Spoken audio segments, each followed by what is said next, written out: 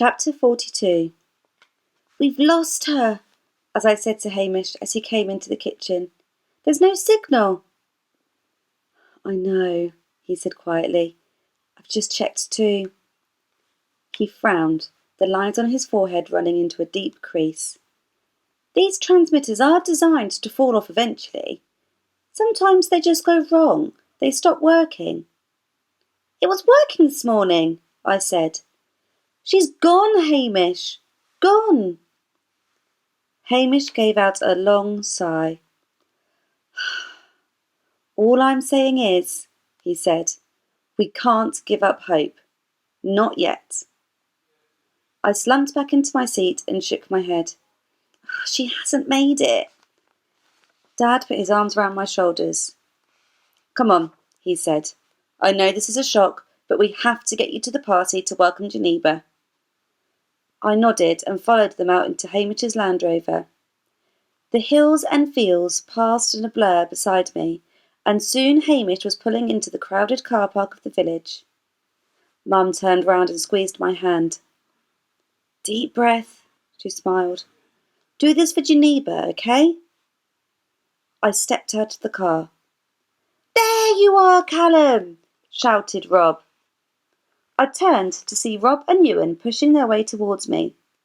"Where have you been?" said Ewan. "You almost didn't make it." Rob's dad's voice shouted over everyone. He was standing on top of his pickup truck. "They're here!" he yelled.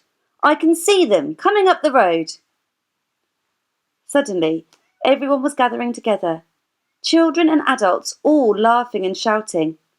No one was in charge, but we all somehow formed two long lines up the road to welcome Geneva and Mama Binta in. Their car swept them into the village and up to the hall.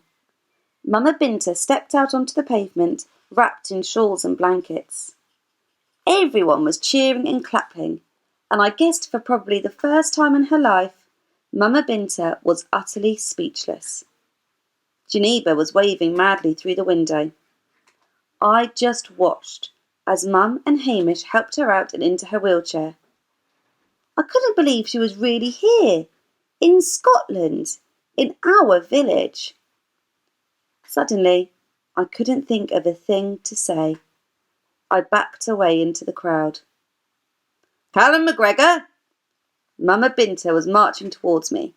"Callum McGregor, what you doing hiding in there?" she bawled. "You get your skinny backside out here." I was being pushed forwards by the crowd towards Geneva and Mama Binta. Geneva was grinning, and Mama Binta put her arms around me and gave me a bone-crushing hug. "Well, Callum," she said, "I've been looking forward to this day for a long, long time." Everyone was cheering and clapping again. I pushed the wheelchair, and Geneva and I led the way into the hall.